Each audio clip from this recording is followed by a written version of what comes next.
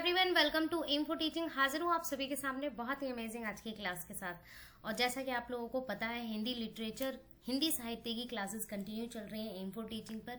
तो आज का टॉपिक हम डिस्कस करने वाले हैं, जिसमें प्रमुख जो हमारी काव्य धाराएं हैं और रचनाएं हैं उनके बारे में। ठीक है, तो मोस्ट इंपॉर्टेंट टॉपिक है ये एवरी टीजीटी एंड पीजीटी के लिए, और साथ के साथ उन कैंडिडेट्स के लिए भी जो एक तरीके से नेट एग्जाम की तैयारी भी कर रहे हैं। टीजीटी एंड पीजीटी जो एक तरीके से अगर मैं बात करूं केवीएस, DSSS, एनवीएस या all types of teaching exams में स्पेसिफिक सब्जेक्ट रहता है हिंदी, उसमें आप लोगों के लिए ये टॉपिक्स इंपॉर्टेंट रहेंगे। ऑलरेडी 2 क्लासेस आ चुकी हैं, तो कंटिन्यू कीजिए। ये आज का हमारा 3rd टॉपिक है और आप लोग बहुत पॉजिटिव सपोर्ट दे रहे हैं, तो ऐसे ही कंटिन्यू कीजिए और लाइक इट जरूर कर देना, ताकि ऐसे ही मुझे आप लोगों का प्यार भरा सपोर्ट मिलता रहे। और सब्सक्राइब कर देना एवरी क्लास का अपकमिंग नोटिफिकेशन पाने के लिए, ताकि किसी भी क्लास को आप लोग मिस ना कर सके। तो भाई, ऑलरेडी मैंने अभी जस्ट बताया कि 2 टॉपिक मैं लेकर आ चुकी हूँ, जिसमें हमने डिस्कस किया हुआ है कि भाई हिंदी साहित्य का परिचय या हिंदी साहित्य का विकास। पूरा टॉपिक आप लोगों के सामने मिल जाएगा। 1st क्लास है ये, उसमें मैंने सब कुछ क्लियर कर दिया था। 2nd टॉपिक मैं करवा चुकी हूँ गद्य की विधाएं। कौन कौन से टाइप के हमारे गद्य विधाएं हैं हिंदी साहित्य में, उन सबको मैंने डिस्कस किया है, तो वो भी देख लेना। आज के टॉपिक को हम कवर करेंगे, स्टार्ट करेंगे। बहुत ही अमेजिंग क्लास रहेगी और कुछ इंपॉर्टेंट क्वेश्चंस जो रहेंगे उनको भी मैं डिस्कस करूंगी, जो किसी भी टीचिंग एग्जाम में आप लोगों के लिए हेल्पफुल रहेंगे, या बीए या एमए आप लोग कर रहे हैं तो उसमें भी कहीं ना कहीं ये इंपॉर्टेंट रहते ही हैं। तो स्टार्ट करेंगे। आज का टॉपिक हमारा रहेगा प्रमुख काव्य धाराएं और रचनाएं। ठीक है, तो सबसे पहले तो एक क्लास स्टार्ट करने से पहले थोड़ी सी रिवीजन कर लेते हैं कि जब हमने क्लासेस स्टार्ट की थी हिंदी लिटरेचर की, हिंदी साहित्य की, तो कुछ चीजें मैंने आप लोगों से पूछी थी, और हालांकि मैंने भी वो चीजें बताई थी आप लोगों को, क्योंकि कोई भी चीज स्टार्ट करने से पहले हमें उसका एक मतलब छोटा सा हिंट के तौर पर हमें पता होना चाहिए कि एक्चुअल में है क्या। ठीक है, तो साहित्य के बारे में हम पढ़ रहे हैं, हिंदी साहित्य के बारे में पढ़ रहे हैं, तो साहित्य होता क्या है। तो भाई साहित्य क्या है, यहाँ पर हम सिर्फ साहित्य की बात कर रहे हैं, सिर्फ लिटरेचर की बात कर रहे हैं। तो हिंदी साहित्य बाद में आता है, पहले आता है कि भाई साहित्य होता क्या है। अगर आप लोगों से क्वेश्चन पूछ लिया जाता है या एज अ MCQ बेस्ड एक क्वेश्चन बनकर आता है इसी से रिलेटेड, तो आप क्या आंसर देंगे, या उनमें कौन कौन से ऑप्शन होंगे जो जिस तरीके से आप लोग बता सकते हैं। तो साहित्य क्या होता है कि साहित्य किसी भी प्रकार की एक रचना होती है जो किसी भी मानव के द्वारा, किसी भी मनुष्य के द्वारा लिखी हुई एक रचना होती है, जिसमें मानव यानी कि किसी भी मनुष्य के विचार, जैसे फॉर एग्जाम्पल के लिए मैं कोई रचना लिख रही हूँ, मेरे विचार कि मैं क्या सोचती हूँ उस टॉपिक के बारे में। ठीक है, मेरे विचार, मेरी भावनाएं, जो मतलब कि मेरी जो भावनाएं, इमोशंस हैं, वो भी मैं उसमें लिख रही हूँ। मैं कितनी दूर तक और कितना गहराई में सोचती हूँ, यानी कि कल्पनाएं, एक फैंटेसी, काल्पनिक चीजें मैं कितना इन्वॉल्व करती हूँ उसके अंदर, तो कल्पनाएं भी इन्वॉल्व होती हैं। अपने अनुभव, यानी कि मेन चीज आप लोगों को याद रखना है कि साहित्य क्या होता है, एक तरीके से अपने विचारों को, ठीक है, अपनी भावनाओं को, अपनी कल्पनाओं को, ठीक है, कल्पनाओं के साथ साथ अपने अनुभव को प्रकट करना। किसी भी रचना में अपने भावनाओं, विचारों और कल्पनाओं के साथ साथ अनुभव को प्रकट करना, सुंदर भाषा में लिखना ही हमारा क्या कहलाता है, साहित्य कहलाता है। ठीक है, तो ये चीज हमारी हो गई क्लियर साहित्य से रिलेटेड। अब आ जाता है कि हिंदी साहित्य क्या होता है। हिंदी साहित्य एक तरीके से, अगर मैं साहित्य से ही कोरिलेट करूं इसे, तो साहित्य को सबसे पहले तो आप लोगों को ये चीज और याद रखनी है कि साहित्य बना किससे है। साहित्य एक 2 शब्दों से मिलकर बना है। ये बना है हमारा सहित और हित। सहित हित से मिलकर बना हुआ है। सहित हित का मतलब क्या होता है? सहित हित का मतलब होता है सबके हित के लिए लिखी गई रचना या लिखा गया साहित्य, जो एक तरीके से काफी वर्षों से, काफी सालों से चला आ रहा है, वो हमारा सहित हित यानी कि साहित्य कहलाता है। जो दूसरों के लिए हित के, मतलब दूसरों के भले के लिए हो, जिससे दूसरों को लाभ हो सके, प्रॉफिट हो सके, जिसको पढ़ने के बाद उनका कल्याण हो सके, वो कुछ अच्छा सीख सके, तो वो चीज हमारी क्या कहलाती है, एक तरीके से साहित्य कहलाती है। ठीक है, तो इफ सपोज क्वेश्चन में आ जाता है या MCQ बेस्ड कोई क्वेश्चन बनता है, तो आप लोग उसके हिसाब से इसको याद रखेंगे, इस पॉइंट को भी ठीक है। अब हिंदी साहित्य से रिलेटेड मैं बात करूं, हिंदी साहित्य में भी वही चीज आ जाती है, चाहे साहित्य हो चाहे हिंदी साहित्य हो, दोनों के अंदर यही चीज कॉमन है कि अपने विचारों को, अपनी भावनाओं को, अपनी कल्पनाओं को, अपने अनुभवों को सुंदर भाषा के रूप में प्रकट करना या व्यक्त करना ही हमारा हिंदी साहित्य कहलाता है। दोनों में कोई डिफरेंस नहीं है, साहित्य क्या है, हिंदी साहित्य क्या है, दोनों ही सेम है। ठीक है, इस बात को भी याद रखेंगे आप लोग। अब लास्ट वन इज हिंदी साहित्य के रूप। हिंदी साहित्य कौन कौन से रूपों में लिखा गया है या लिखता आ रहा है या आगे भी लिखा जाएगा।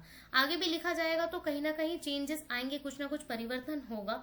तो आप लोग या आप हम लोगों के आने के बाद यानी कि हमारे बाद की जो पीढ़ियां चलती रहेंगी वो क्या पढ़ती हैं, बट कहीं ना कहीं ये सारी चीजें भी चलती रहेंगी, मतलब जुड़ी रहेंगी। तो सबसे पहले हिंदी साहित्य के रूपों में हमारी मेन चीज क्या आ जाती है, कहानियां। कहानियों के साथ साथ कविताएं आ जाती हैं, उपन्यास आ जाते हैं, नाटक आ जाते हैं और निबंध आ जाते हैं। ठीक है, आलोचनाएं आ जाती हैं। तो ये सारे के सारे एग्जाम्पल हैं हमारे हिंदी साहित्य के रूपों के, कि भाई हिंदी साहित्य कौन कौन से रूप में लिखा गया है और लिखा आ रहा है। ठीक है, तो इतना हम लोगों ने थोड़ा सा एक हिंट के तौर पर डिस्कस कर लिया कि ये सारी चीजें हम हिंदी साहित्य में पढ़ रहे हैं। ठीक है, हिंदी साहित्य के रूपों के बारे में पढ़ रहे हैं, कौन से रूप को किसने कितना ज्यादा निखारा है, किस व्यक्ति ने कितना ज्यादा ऊंचाइयों तक ले गया है या उजागर किया है अपने अनुभव को, अपने भावनाओं को, अपनी कल्पनाओं को। ठीक है, तो उन सब चीजों के बारे में हम हिंदी साहित्य में पढ़ रहे हैं, जो आज के टॉपिक को हमारा कवर करेगा उसी से रिलेटेड, जिसमें हम प्रमुख काव्य धाराओं को पढ़ रहे हैं। ठीक है, हिंदी काव्य यानी कि काव्य होता क्या है। हिंदी को नॉर्मली दो पार्ट्स में डिवाइड किया गया है, मतलब हिंदी साहित्य में दो चीजें आती हैं हमारी। एक तो आता है हमारा गद्य खंड, ठीक है, एक आता है हमारा काव्य खंड, जिसे पद्य खंड भी बोलते हैं। ठीक है, तो गद्य खंड में ज्यादातर कहानियां, उपन्यास, ये सब चीजें आती हैं, निबंध आ जाते हैं। और जो काव्य खंड होता है, जो हमारा पद्य खंड होता है, उसके अंदर कविताओं को यानी कि पोएम्स को, पोएट्रीज को इन्वॉल्व किया जाता है, कविताओं को इन्वॉल्व किया जाता है, कविताओं को शामिल किया जाता है। तो वही सेम चीज यहाँ पर आज हम कंटिन्यू करेंगे कि जो काव्य धाराएं हैं किसके द्वारा कैसे लिखी गई हैं, किसने कितना ज्यादा उजागर किया है, चाहे वो अपनी पंक्तियों के द्वारा हो, चाहे अपने एक पूरी की पूरी पोयम लिखी है, पूरी की पूरी कविता लिखी है, उसके द्वारा। तो काव्य धाराएं तीन रूपों में यानी कि तीन धाराओं में बांटी हुई हैं, भक्ति काव्य धारा, रीति काव्य धारा और आधुनिक काव्य धारा। तो तीनों के बारे में डिटेल में जानेंगे और अच्छे से जानेंगे। तो सबसे पहला है हमारा भक्ति काव्य धारा। ये अगर मैं बात करूं, भक्ति काव्य धारा हजारों से 15 साल पुरानी काव्य धारा चलती आ रही है ये। ठीक है, और ये उस समय की काव्य धारा है जब या जिस समय कबीर जी हमारे, ठीक है, और मीराबाई, इन सब चीजों ने अपनी कविताओं का वर्णन किया अपने मतलब की रचनाओं में। तो ये भक्ति धारा तब से चली आ रही है और इस भक्ति धारा में ईश्वर के प्रति भक्ति, प्रेम, आध्यात्मिक प्रेम की प्रधानता मानी गई है। मतलब कि भक्ति, ईश्वर के प्रति भक्ति और प्रेम को दर्शाया गया है। बट यहाँ पर जो भक्ति है उसे भी दो पार्ट्स में डिवाइड किया गया है, दो भागों में डिवाइड किया गया है। एक होती है हमारी निर्गुण भक्ति। निर्गुण भक्ति आप लोग सिंपल याद रखना, निर्गुण भक्ति हमारी संतों से रिलेटेड होती है। संतों से, संत मतलब कि संत महात्मा जो होते हैं, जो गुरु होते हैं, उनसे रिलेटेड होती है। और ये लोग क्या बताते हैं, जो संत महात्मा गुरु होते हैं, कि जो ईश्वर होता है वो निराकार माना गया है। ईश्वर को निराकार माना गया है कि मतलब उसका कोई भी रूप नहीं होता। ठीक है, इन्होंने मूर्ति पूजा का विरोध किया है। मूर्ति पूजा का विरोध, जैसे हम लोग शिव जी की, कृष्ण जी की मूर्तियों के अपने घरों में, मंदिरों में पूजा करते हैं, बट इसमें यानी कि ये जो निर्गुण भक्ति धारा है, इसमें विरोध किया गया इन लोगों ने, कि मतलब कि संतों ने, जो भी संत थे महान, हमारे कबीर जी रहे हैं, रैदास जी रहे हैं, नानक जी रहे हैं, इन्होंने कहीं ना कहीं विरोध किया है। ऐसा बोला है इन्होंने कि जो मतलब कि भगवान है वो हर जगह है। ठीक है, पर्टिकुलर उसकी मूर्ति बनाकर आप पूजा कर रहे हैं, वो गलत है। ठीक है, ईश्वर का कोई रूप नहीं है, वो निराकार है। संत कवि इस धारा में आते हैं, सबसे ज्यादा संतों और महात्मा को इनमें इंक्लूड किया गया है, क्योंकि संत एक तरीके से पवित्र जो मतलब कि आत्मा का एक रूप माना गया है, जो या जिसका कनेक्शन सीधा के सीधा भगवान से होता है, ठीक है। अगर हम उनकी पूजा कर रहे हैं तो यहाँ पर ये चीज भी बताई गई कि मूर्ति पूजा का विरोध के साथ साथ इन्होंने अपनी पूजा के लिए तो नहीं कहा था, बट ये चीज इन्होंने जरूर बोली थी कि हमारी पूजा ना करके हमारे जो मतलब कि कर्म है, कि आप लोगों को सही रास्ता दिखाएंगे हम लोग। मतलब कि जो कबीर जी थे वो अपनी दोहों में, पंक्तियों में कहीं ना कहीं ये लिखते हुए आए हैं आज भी, कि कर्म करो, अच्छे कर्म करो तो भगवान कहीं ना कहीं अच्छा ही फल मिलेगा उस चीज का, ठीक है। कर्म अच्छा करोगे तो फल भी अच्छा ही मिलेगा। तो इन्होंने इस चीज को सबसे ज्यादा बढ़ावा दिया था अपनी पंक्तियों के द्वारा और अपने जो भी रचनाएं की हैं उसके हिसाब से, ठीक है। तो यहाँ पर मुख्य रचनाकार इन्होंने कबीर जी को रखा है, जिसमें कबीर जी ने साखी, रैमनी, बीजक लिखे, और रैदास जी भी रहे हैं, गुरु नानक जी भी रहे हैं। तो ये सारे के सारे एक तरीके से निर्गुण भक्ति धारा में शामिल होते हैं। दूसरा आ जाता है, इसी का दूसरा पार्ट है हमारा सगुण भक्ति धारा। सगुण भक्ति धारा जिसमें मूर्ति पूजा को सबसे ज्यादा बढ़कर माना गया कि भाई मूर्तियों की पूजा करनी चाहिए, क्योंकि अगर हम किसी भी मूर्ति की एक मतलब पूरे अच्छे तरीके से बिल्कुल जो भी मतलब कि नियम होता है उसके हिसाब से पूजा कर रहे हैं, मूर्ति पूजा पर इन्होंने विरोध नहीं किया था, बल्कि मूर्ति में ही मतलब कि बिल्कुल एक समाहित होना, अपने आप को बिल्कुल समर्पण कर देना उन मूर्ति के प्रति। तो वो चीज इन्होंने यहाँ पर इस भक्ति धारा में दिखाई गई है। सगुण भक्ति धारा में ईश्वर को साकार रूप दिया गया, मतलब कि ईश्वर का एक पर्टिकुलर रूप होता है, मतलब कि वो कहीं ना कहीं इंसानों की तरह ही होते हैं, बट उनकी एक अलग ही दुनिया, मतलब अलग ही एक उनका परिवेश है, उस हिसाब से इन्होंने बात बताई है, ठीक है। अब इसमें दो उपधाराएं हैं। एक तो सबसे ज्यादा जो व्याख्यात हुई, सबसे ज्यादा जो फैली, वो है राम भक्ति शाखा, जो तुलसीदास जी द्वारा मतलब कि बहुत सारी रचनाएं हुई है। तो राम भक्ति को सबसे ज्यादा मतलब कि एक तरीके से माना गया ऊपर। दूसरे नंबर पर आए हमारे कृष्ण भक्ति धारा, जिसमें सूरदास जी ने अपनी पंक्तियां लिखी, ठीक है, और मीराबाई आप लोगों को पता होगा कि मीराबाई मतलब कि कृष्ण जी को सबसे ज्यादा मानती थी, और उनकी जो मूर्ति थी वो उनसे कितना प्रेम था, उनसे कितना लगाव था, उनकी कितना पूजा करती थी। आप लोगों ने सीरियल्स में, मूवीज में या पढ़ा होगा कहीं ना कहीं। तो वो कहीं ना कहीं राम भक्ति और कृष्ण भक्ति के द्वारा ये चीज बताई गई है कि कहीं ना कहीं सगुण भक्ति धारा में इन दोनों को महान या एक महत्व दिया गया है, ठीक है।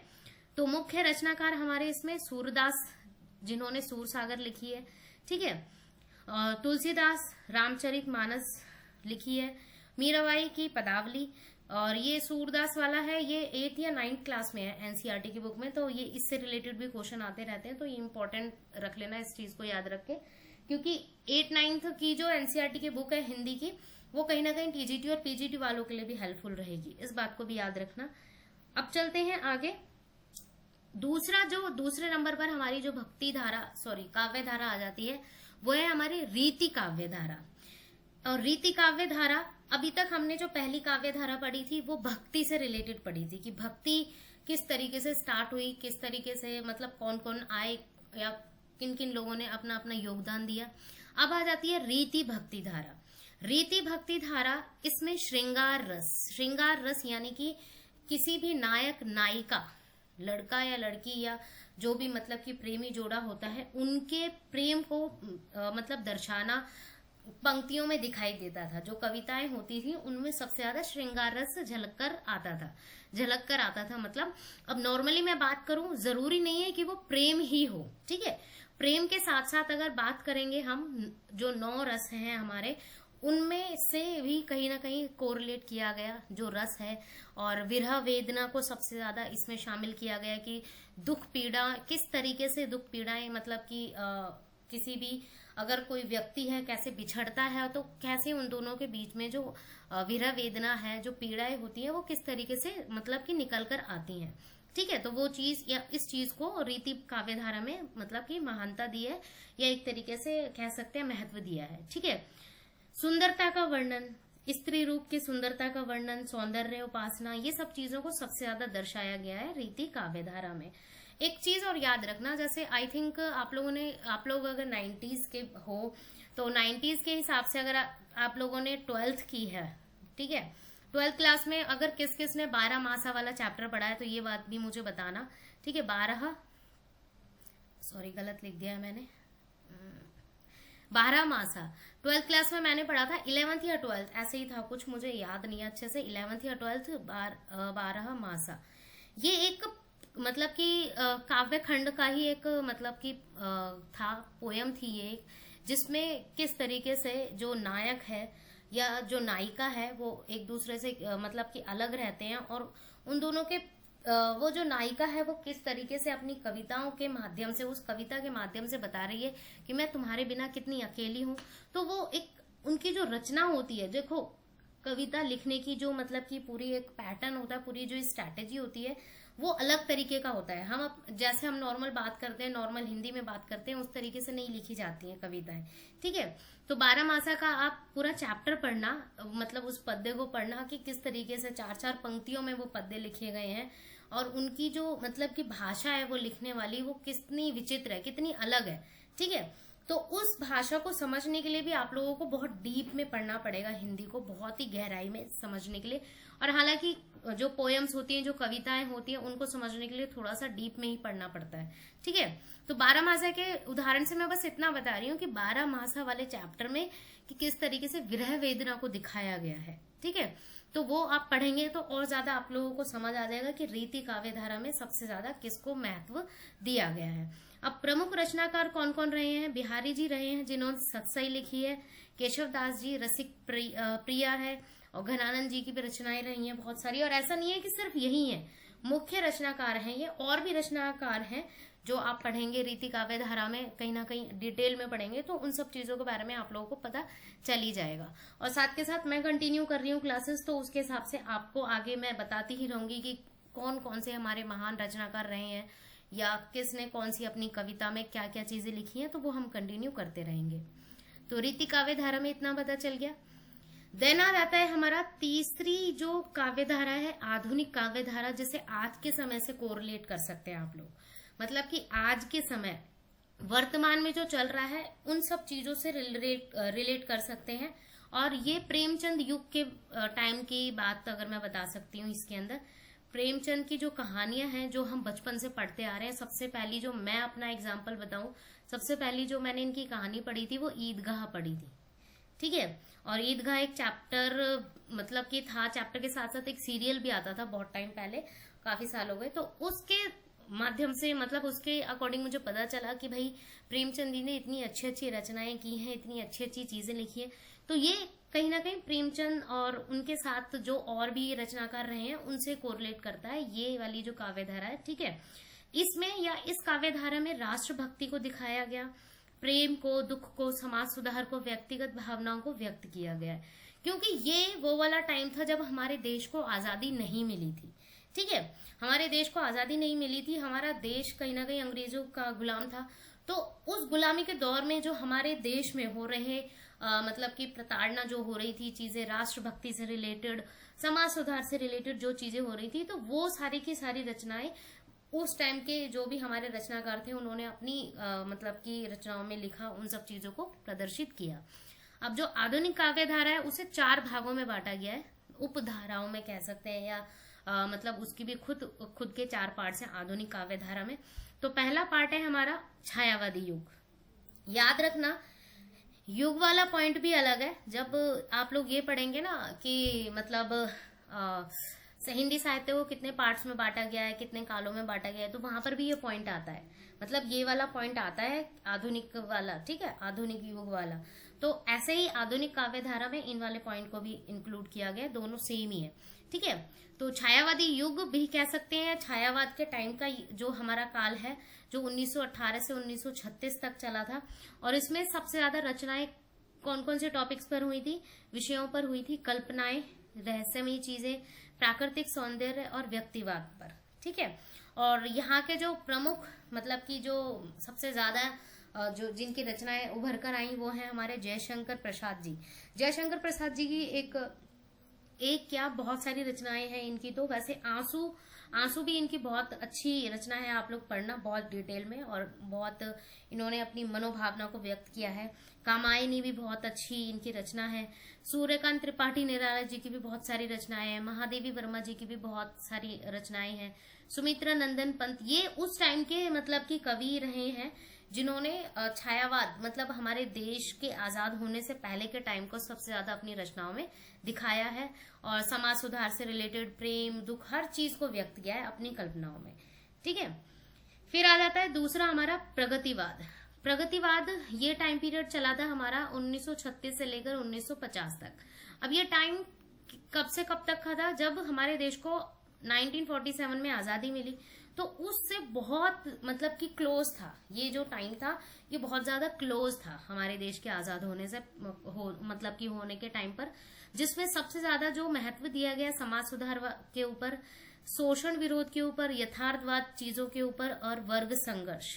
वर्ग संघर्ष मतलब कि दलित वर्ग हो गए, ठीक है, और जो सबसे ज्यादा छुआछूत, इन सब चीजों पर बहुत सारी रचनाएं हैं।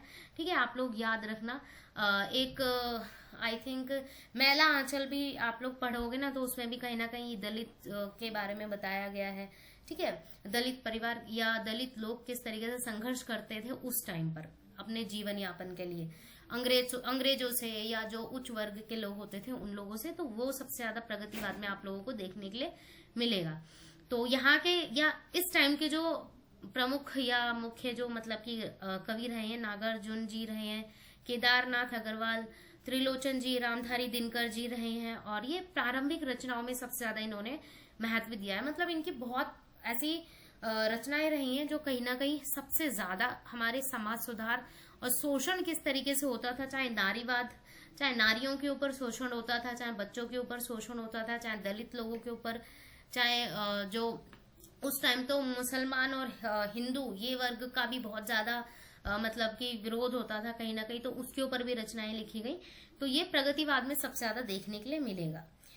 तीसरा पॉइंट है हमारा, जो तीसरी आधुनिक मतलब कि काव्यधारा में आता है, नई कविता, जिसका टाइम पीरियड चला था 1950 से लेकर 1970 तक, यानी कि 20 साल।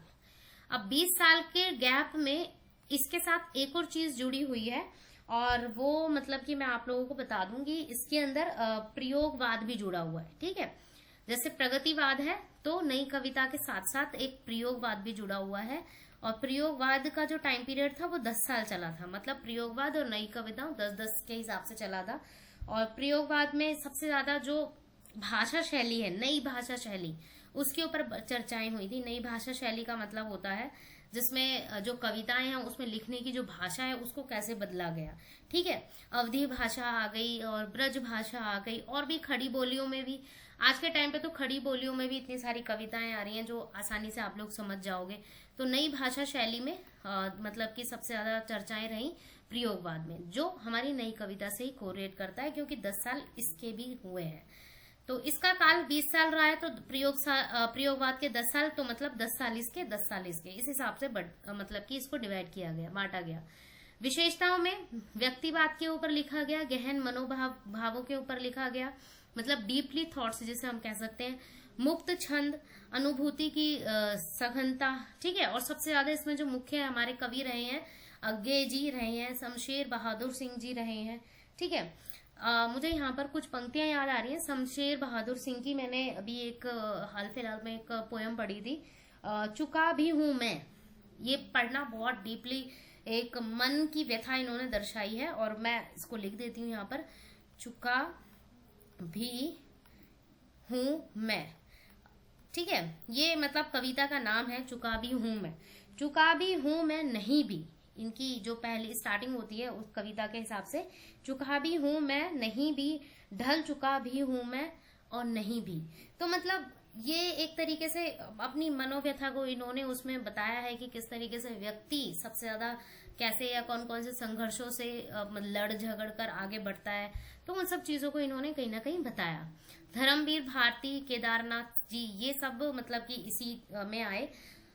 प्रेमचंद युग भी हमारा छायावाद में थोड़ा बहुत रहा है, प्रगतिवाद में भी रहा है। ठीक है, इन सब चीजों को याद रखना आप लोग, कि छायावाद युग में सबसे ज्यादा प्रेमचंद जी की रचनाएं ज्यादातर मतलब कि कहीं ना कहीं देखने के लिए मिलेंगे आप लोगों को। उनके बाद उनके पुत्र अमृत राय जी जो थे, उन्होंने उनकी जो अधूरी, जो उनकी सबसे एक क्वेश्चन आया था, अभी मैं बता देती हूँ, वो आई थिंक टीजीटी या पीजीटी का है ये क्वेश्चन, और ये यूपी के एग्जाम में आया था कि प्रेमचंद जी की सबसे अधूरी मतलब कि जो रचना थी वो कौन सी थी जिसे वो पूर्ण नहीं कर पाए थे, और उसे पूर्ण किया था उनके बेटे अमृत राय जी ने। तो उसका आंसर भी आप लोग याद रखना, मंगल सूत्र। ठीक है, मंगल सूत्र उनकी आखिरी रचना रही थी जिसे वो कंप्लीट नहीं कर पाए थे, और फिर उनके पुत्र अमृत राय ने पूर्ण की थी। ठीक है, इस बात को भी याद रखना। लास्ट जो हमारी काव्य धारा है, आधुनिक काव्य धारा का जो फोर्थ पार्ट है, वो है हमारा सांकेतिक समानांतर कविता, या इसे प्रयोगवादी कविता के नाम से भी माना गया है, जो वर्तमान तक चल रही है। देखो वही चीज मैंने अभी पीछे बताई थी कि 10 साल हमारे प्रयोगवाद से स्टार्ट हो गए थे, 10 साल प्रयोगवाद ने भी लिए हैं, बट अब तक कहीं ना कहीं प्रयोगवादी चीजें चलती आ रही हैं। 1950 से लेकर वर्तमान के हिसाब से इनका टाइम पीरियड अभी तक कंटिन्यू चलता आ रहा है, जिसमें प्रतीकात्मकता, जटिल शिल्प, व्यक्तिगत अनुभूतियों को नए ढंग से व्यक्त किया गया है। व्यक्तिगत अनुभूति मतलब किसी भी व्यक्ति के जो अनुभव है, उन सब चीजों को सबसे ज्यादा दर्शाया गया है आजकल की कविताओं में। हरिवंश राय जी की एक मतलब की कविता थी, आप लोगों को बहुत मतलब कि आप लोग पढ़ना कभी, बहुत ही सुंदर रचना रही है उनकी, क्या भूलूं मैं क्या याद करूं मैं। आई थिंक उसे अगर आप डीपली, आप एक हिंदी साहित्यकार हो, मतलब पढ़ रहे हो और डीपली डिटेल में पढ़ रहे हो, तो कहीं ना कहीं आप लोग इमोशनल हो जाओगे उस कविता को पढ़कर। बहुत ही सुंदर तरीके से लिखी हुई है, और जब उसका मीनिंग, जब उसका अर्थ आप लोगों को समझ आ रहा है साथ के साथ पढ़ते पढ़ते, तो कहीं ना कहीं एक इमोशनल वाली चीज मतलब कि उनकी कविता से झलकती है। कहीं ना कहीं है, बहुत ही डीप तरीके से उन्होंने अपने बारे में, मतलब जो भी उनके साथ रहा अभी तक, अपने अनुभव को उसमें व्यक्त किया था उन्होंने। ठीक है, तो ये चीज याद रखना। फिर अब बात करते हैं, इसी पर आ जाते हैं। प्रयोगवादी कविता में सबसे ज्यादा अज्ञे जी, रघुवीर सहाय, कुंवर नारायण जी, ये सब फेमस रहे हैं। और एक और बात बता दूं, राष्ट्रीय कविताएं भी आप लोगों को इसमें देखने के लिए मिलेंगी। राष्ट्रीय कविताएं, ठीक है, राष्ट्रीय कविताएं बहुत है, और ऐसा नहीं है कि सिर्फ इसमें यानी कि प्रयोगवादी में, इसमें भी नई कविताओं में भी राष्ट्रीय मतलब कि जो कविताएं आप लोगों को देखने के लिए मिलेंगी। आप लोगों ने आई थिंक वो वाली कविता तो पढ़ी ही होगी, और मेरे हिसाब से सबने ही पढ़ी है, सुभद्रा कुमारी चौहान जी की बहुत सुंदर कविता, और आई थिंक 90s के हर बच्चे ने पढ़ी होगी। अब बच्चे मतलब अभी तो खैर आप लोग, हम लोगों की तो एज उस हिसाब से हो गई है कि बच्चे तो नहीं कहूंगी मैं, मतलब एक मैच्योर स्थिति या मैच्योर स्टेज के लोग, तो उसके हिसाब से जो 90s का पर्सन है उसने बहुत, एक आधी होगा कि किसी ने नहीं पढ़ी होगी। तो मैं बात कर रही हूँ सुभद्रा कुमारी चौहान जी की एक बहुत ही मोस्ट फेमस कविता, और वो है खूब लड़ी मर्दानी वह तो झांसी वाली रानी थी, रानी थी दुर्गा थी वह स्वयं वीरता की कहानी थी। तो बहुत ही सुंदर रचना रही है, और मेरे हिसाब से हर बच्चे को पता है, और आज के टाइम पे भी चल रही है। मैंने अभी जस्ट 2 से 4 साल पहले की एक बुक में देखा था, एनसीईआरटी में 7th या 8th स्टैंडर्ड में है ये। ठीक है, तो अगर, क्योंकि अब तो देखो सिलेबस थोड़ा एनसीईआरटी का चेंज हो गया है, नई नई बुक्स आ गई हैं, 2-3 थोड़ा चेंज हो गया। अगर कई लोग बसंत अभी भी चला रहे हैं तो है, उसके अंदर है। ठीक है, तो खूब लड़ी मर्दानी, और बचपन से ही हम पढ़ते आ रहे हैं कहीं ना कहीं ये वाली कविता, तो बहुत सुंदर तरीके से लिखी हुई है सुभद्रा कुमारी चौहान ने, और इसके क्वेश्चन आंसर हर चीज। और ऐसा नहीं है कि ये सब पुरानी हो गई है तो इनके बारे में कुछ पढ़ना ही नहीं है, भाई पुरानी चीजें ही याद आ रही हैं हिंदी साहित्य में, पुरानी चीजों को ही पढ़ना है। हालांकि अब जो करंट में चीजें हो रही हैं उनके साथ साथ आप लोगों को पुरानी चीजों से ज्यादा लगाव होना चाहिए। तो ये सब कुछ जितना भी है पुरानी चीजों से डिटेल में अच्छे से पढ़ लीजिए, हर चीज आपके किसी भी एग्जाम को क्वालिफाई होने से कोई नहीं रोक सकता। हिंदी साहित्य को आप लोगों को बस और बस डीपली पढ़ना है, जितना डीपली पढ़ेंगे उतना ज्यादा आप लोगों के लिए नॉलेजेबल रहेगा, क्योंकि कोई क्वेश्चन कहाँ से कैसे पूछा जा सकता है कुछ भी नहीं पता, कुछ भी आइडिया नहीं है। ठीक है, तो यहाँ पर ये टॉपिक तो मैंने कवर कर दिया है। होप सो क्लास आप लोगों को अच्छी लगे। सो थैंक्स फॉर वॉचिंग, मिलते हैं नेक्स्ट क्लास में न्यू टॉपिक के साथ, और 1-2 टॉपिक और रह गए हैं मेरे, और उसके बाद मैं रचनाएं शुरू करूंगी, मतलब कि किसने कौन सी रचना की है उसके बारे में डिटेल से, तो वो सारी चीजें शुरू करेंगे। और मेरा मतलब बहुत ज्यादा वो हो सकता, हिंदी में तो उत्सुकता बोलते हैं, एक्साइटमेंट, ठीक है, ईगरली, उस तरीके से मैं एक हूँ। और सब कुछ सही चला, आगे कंटिन्यू रहा तो मैं लाइव क्लासेस भी लिया करूंगी, बट आप लोगों का सपोर्ट चाहिए। सो थैंक यू, कीजिए सपोर्ट, कीप लर्निंग।